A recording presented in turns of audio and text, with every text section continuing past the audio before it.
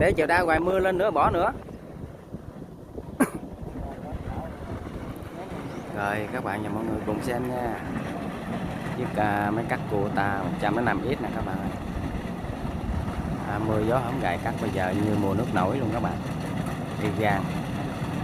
Các bạn coi lúa à, còn cái đọt lúa không các bạn thấy không? Quá nữa. Bây giờ đi.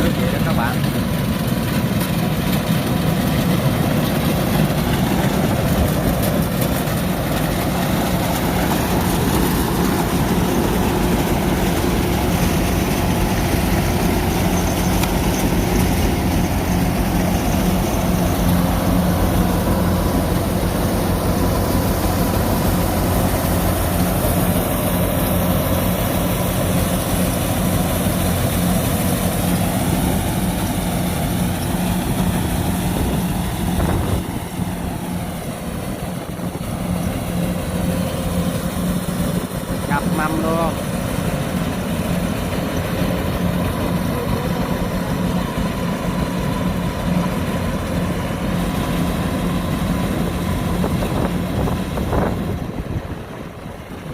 Tiếp nước luôn các bạn ơi.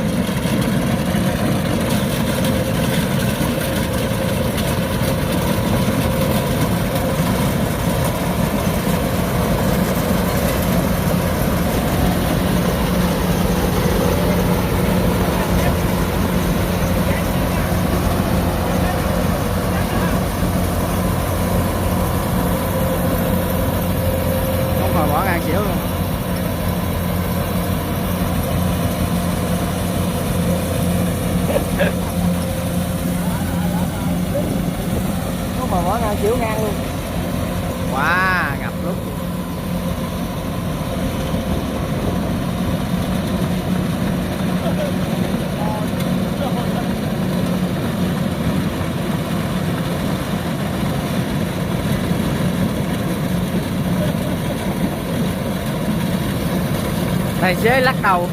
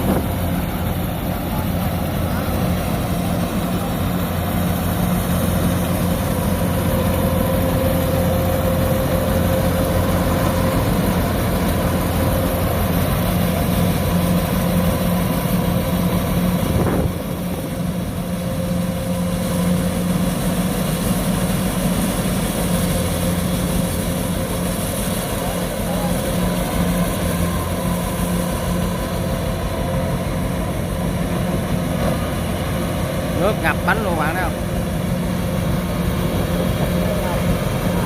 Nước kìa.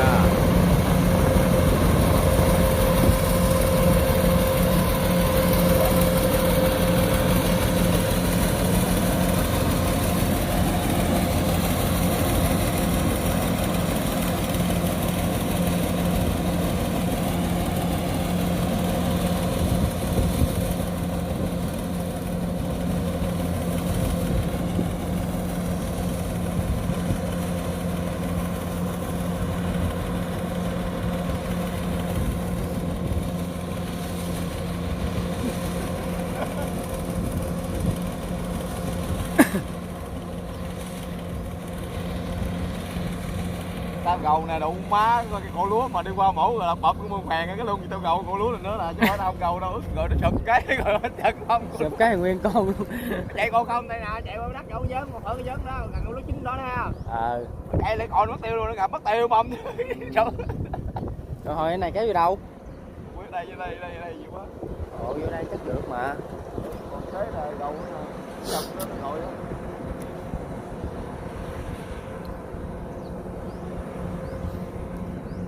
Được nhiêu bao rồi trời? Hai mấy bao Cỡ không? 25, 26 bao rồi. Hai mấy lớp cho nên tâm.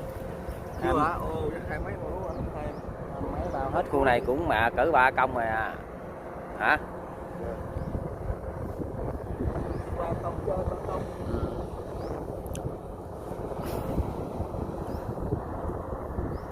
Vậy cũng được rồi. Muốn nữa cũng có đâu.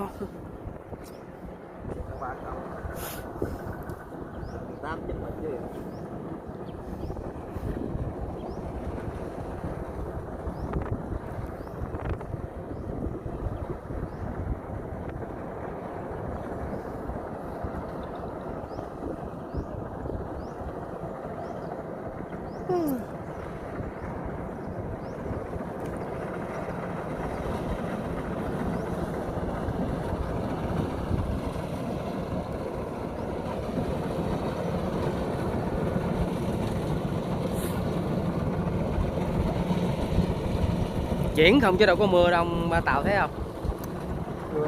Chưa. Cãi tôi không. Gió này mưa cái gì? Giờ này biết mấy giờ chưa mà chưa nữa. Kìa không có chuyển kìa. Mà chuyển đó nó không mưa, đi luôn à.